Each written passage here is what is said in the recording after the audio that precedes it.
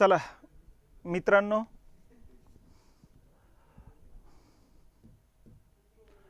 पुढची पंचवार्षिक योजना आहे 11वी पंचवार्षिक योजना। अगोदर मूळ ढाच्यावर भर देऊ। याचा कार्यकाल येतो 2007 ते 12। ठीक आहे। मुख्य भर दिलेला प्राथमिक आणि उच्च शिक्षण। अगोदरच्या पंचवार्षिक योजनेत फक्त प्राथमिक शिक्षणावर भर दिला होता। आता प्राथमिक शिक्षणामधला जो काही स्थगिती आणि गळतीचा जो काही समस्या होती ती दूर व्हायला लागली होती। आणि आता पुढचं पण टार्गेट टाकलं की उच्च शिक्षण, माध्यमिक आणि उच्च शिक्षणावर सुद्धा भर द्यायला सुरुवात झालेली। या पंचवार्षिक योजनेचं प्रतिमान होतं गांधीवादी। आपण अगोदरच बोललेलं आहे 9वी 10वी 11वी 12वी चारही पंचवार्षिक योजना गांधींच्या विचारावर आधारित आहे। ठीक आहे। घोषवाक्य आता 11वी आणि 12वीला घोषवाक्य जारी करण्यात आलेले। 11वीचा आहे वेगवान व सर्वसमावेशक विकासाकडे वाटचाल, म्हणजे आर्थिक विकासाला गती द्यायची आणि दुसऱ्या बाजूला आर्थिक विकास जो होईल तो सर्वांचा समान विकास होईल हे बघण्याचं काम करायचं। ठीक आहे। तर अशा पद्धतीने हे घोषवाक्य देण्यात आलेली ही चौथी पंचवार्षिक योजना आहे। पहिली कुठली आहे? चौथी पंचवार्षिक योजना होती, त्यामध्ये घोषवाक्य जारी करण्यात आलं होतं स्थैर्यासह आर्थिक विकास। दुसरी होती 7वी अन्न काम उत्पादकता। तिसरी होती 9वी सामाजिक न्याय व समानतेसह आर्थिक विकास। त्याच्यानंतर आहे 11वी वेगवान व सर्वसमावेशक विकासाकडे वाटचाल आणि नंतर येते 12वी जलद शाश्वत व अधिक वेगवान विकासाकडे वाटचाल। तर अशा पद्धतीनं 11वी पंचवार्षिक योजनेचे हे घोषवाक्य जारी झालेले। या पंचवार्षिक योजनेचा टोटल खर्च येतो 36,44,000 कोटी रुपये। ठीक आहे। हा खर्च अगोदरच्या पंचवार्षिक योजनेमध्ये 20,60,000 होता, आता 36 लाख, जवळपास दुप्पटच्या आसपास जाऊन पोहोचलेला आहे। आर्थिक लक्ष्य टाकलं होतं या ठिकाणी 9%, प्रत्यक्षात साध्य 8.2%, म्हणजे 8% आपण क्रॉस केलेल्या आतापर्यंत कोणत्याही पंचवार्षिक योजनेमध्ये 8% आपण गेलेलो नव्हतो। 8% क्रॉस केलेलं नव्हतं।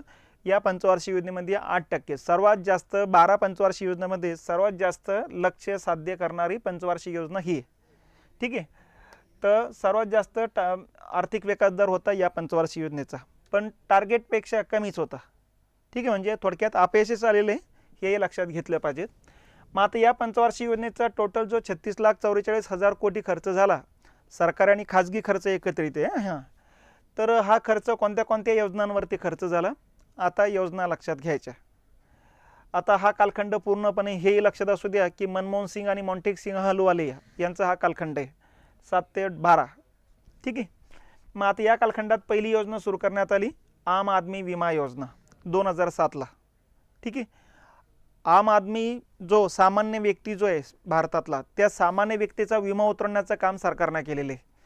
विमा कंपनीची विम्याची रक्कम सरकारने भरली आणि या सामान्य व्यक्तीपैकी एखाद्या व्यक्तीचा जर आजाराने काही मृत्यू झाला असेल किंवा अपघाती मृत्यू झाला असेल तर त्यांच्या कुटुंबियांना 4 ते 5 लाख रुपयाचं विमा कंपनीमार्फत विमा संरक्षण देण्याचं काम या ठिकाणी केलेलं आहे। तर याला म्हणायचं विमा योजना। तर आम आदमी विमा योजना नावानं ही योजना सुरू करण्यात आलेली आहे। 2007ला राष्ट्रीय स्वास्थ्य विमा योजना, आता हा एक विमा उतरवण्यात आला।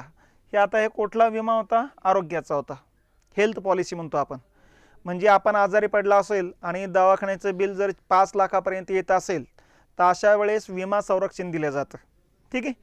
म्हणजे या ठिकाणी सामान्य लोकांच्या आरोग्याची समस्या, आरोग्याचे दिवसेंदिवसचे चार्जेस वाढत चाललेले, दवाखाने चार्जेस प्रचंड वाढत चाललेले, त्यामुळे सामान्य लोकांच्या आवाक्याच्या बाहेर हा खर्च चाललेला आहे। तर हा खर्च कंट्रोलमध्ये राहावा याकरता भारत सरकारनं सामान्य लोकांचा हेल्थ पॉलिसी काढण्याचं काम केलेलं आहे। त्याच्यानंतर 2008ला राष्ट्रीय माध्यमिक शिक्षा अभियान। ठीक आहे। आता माध्यमिक शिक्षणाचं सार्वत्रिकीकरण करण्यासाठीचा कार्यक्रम होता। अगोदर प्राथमिक शिक्षणासाठी सर्व शिक्षा अभियान सुरू केलं होतं, आता माध्यमिक शिक्षा अभियान सुरू करण्यात आलेले, जेणेकरून माध्यमिक शिक्षणाचं सार्वत्रिकीकरण व्हावं। त्यानंतर 2009ला ग्राम बाजार योजना सुरू करण्यात आलेली। ग्रामीण भागातील जे कलाकुशल आहेत त्या कलाकुशलांनी तयार केलेल्या ज्या वस्तू असतील त्या वस्तूंचे प्रदर्शने भरवणे आणि त्या वस्तूंची विक्री करणे, यासाठी प्रशासकीय विभाग स्तरावरती या ठिकाणी ग्राम बाजार योजना सुरू करण्यात आलेली। जसं मराठवाड्याचं औरंगाबाद प्रमुख ठिकाणे आणि या ठिकाणी मग आपल्याला माहिती आहे की सिडकोमध्ये कलाग्राम नावाचं एक मैदान या ठिकाणी त्यासाठी ओपन करून दिलेले, जिथं विविध वस्तूंचे प्रदर्शन भरवले जातात आणि वस्तूची विक्रीसुद्धा केल्या जात असते. तर अशा पद्धतीनं ग्रामीण भागातील कुशल कारागिरांनी तयार केलेल्या वस्तूचे प्रदर्शन भरवणे आणि वस्तूची विक्री करण्यासाठीची योजना आहे ती. त्याच्यानंतर 2010ला राजीव गांधी सबला योजना. आता ही योजना जी आहे ही 11 ते 18 वयोगटातील जे काही अपंग असतील शारीरिक आणि मानसिक या अपंगांसाठीची योजना आहे. याला म्हणायचं सबला योजना. 2010लाच इंदिरा गांधी मातृत्व योजना, मातृत्व लाभ योजना म्हणा, मातृत्व योजना म्हणा. आता ही योजना जी आहे आदिवासी भागांसाठी. आदिवासी भागामध्ये आपल्याला माहिती आहे कुपोषणाची समस्या मोठ्या प्रमाणात असते आणि जर एखादी आदिवासी महिला गर्भवती असेल आणि जर तीच कुपोषित असेल तर साहजिकच जन्माला येणारं बाळसुद्धा कुपोषित राहते आणि कुपोषित बाळाचा मेंदूचा विकास होत नाही. त्यामुळे साहजिकच पुढं आणखीन वेगवेगळ्या शारीरिक असू द्या मानसिक असू द्या समस्या निर्माण होतात आणि यातून आर्थिक समस्या निर्माण व्हायला लागतात. म्हणून आदिवासी भागातील कुपोषणाची समस्या दूर करण्यासाठी गर्भवती मातांना पोषक आहार मिळवून देण्यासाठीची योजना आहे. याला म्हणायचं मातृत्व लाभ योजना. ठीक आहे. त्याच्यानंतर 2011ला राजीव गांधी शहरी आवास योजना. आता ही योजना कशासाठी? शहरी भागासाठी. कुठल्या शहरासाठी? 10 लाखापेक्षा कमी लोकसंख्या आणि 1 लाखापेक्षा जास्त लोकसंख्या असलेल्या शहरांसाठी. 10 लाखापेक्षा जास्त लोकसंख्या असलेल्या शहरांसाठी जवाहरलाल नेहरू शहरी पुनर्विकास योजना आहे आणि 10 लाखापेक्षा कमी लोकसंख्या असलेल्या शहरांसाठी मग ही योजना सुरू करण्यात आली. आवास योजना म्हणजे मोफत घर बांधून देणारी योजना आहे. फक्त 1 लाख ते 10 लाख लोकसंख्या असलेल्या शहरांसाठी लागू आहे. ठीक आहे. त्याच्यानंतर 2011ला 20 कलमी कार्यक्रम सुरू करण्यात आला आहे. आपण अगोदरच बघितलेले पहिला 20 कलमी कार्यक्रम 1975ला इंदिरा गांधींनी लागू केला होता. दारिद्र्यरेषेखालील कुटुंबियांना दारिद्र्यरेषेच्या वरती आणण्यासाठीचा कार्यक्रम होता. दुसरा 20 कलमी कार्यक्रम 1987ला राजीव गांधींनी सुरू केला होता. त्यांनी आणखीन वेगळ्या 20 क्षेत्रावरती भर दिला होता. आणि तिसरा 20 कलमी कार्यक्रम 2011ला मनमोहन सिंग सरकारने सुरू केला होता. यांनी आधुनिक कालखंडातले जे साधनं आहेत ते गरिबांपर्यंत नेण्यासाठीचा 20 मुद्दे हातात घेतले होते. तर असा हा तिसरा 20 कलमी कार्यक्रम आहे. याला नवीन म्हणा, इंदिरा गांधींचा कार्यक्रम जुना म्हणा. ठीक आहे.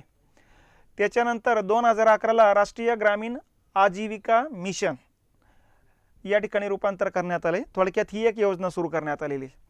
ही योजना काही नवीन नाही. या अगोदर आपल्याला माहिती आहे सुवर्ण जयंती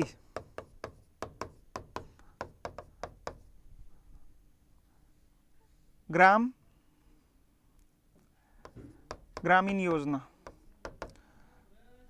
सुवर्ण जयंती शहरी रोजगार योजना एक होती. सुवर्ण जयंती ग्राम बाजार योजना जशी होती तशीच ही एक योजना 99ला सुरू करण्यात आली होती बघा.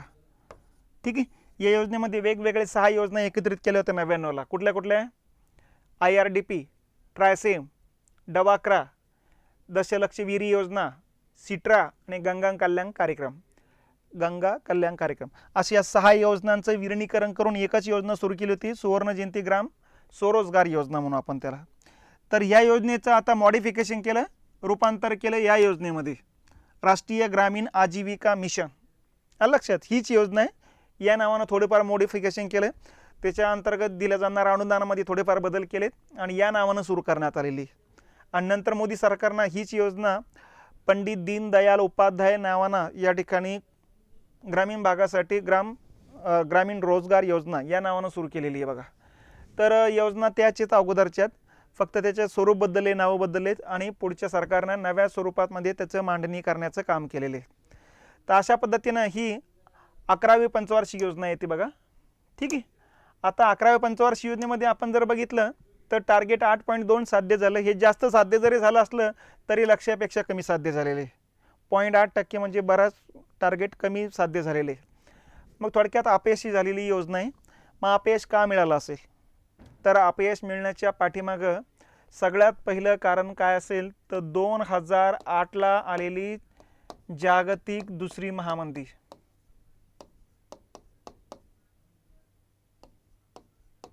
ठीक आहे. महामंदी म्हणजे काय? मार्केटमध्ये वस्तूचा पुरवठा भरमसाठ होणे आणि पैसा कमी पडणे, याला म्हणायचं महामंदी. यावेळेस होतं काय? पैसा कमी असल्यामुळे लोकांची वस्तू खरेदी करण्याची ताकद कमी होते. लोक वस्तू खरेदी करत नाही, वस्तू तशाच पडून राहतात. वस्तू तसंच पडत असल्यामुळं साहजिकच उद्योगपती आता वस्तू निर्माण करत नाही, कारण त्यांच्या वस्तूंकडं वस्तूंची मागणी दुकानदाराकडून येत नाही. दुकानदाराला फोन केला तर ते म्हणते अगोदरचा माल तसाच पडलेला साहेब, नवीन माल पाठवूच नका. त्यामुळं कारखानदार पण मग काही दिवसाकरता कारखाना बंद करून टाकतो. कारखाना जसा बंद होतो तसे कारखान्यातले कामगार बेकार होतात.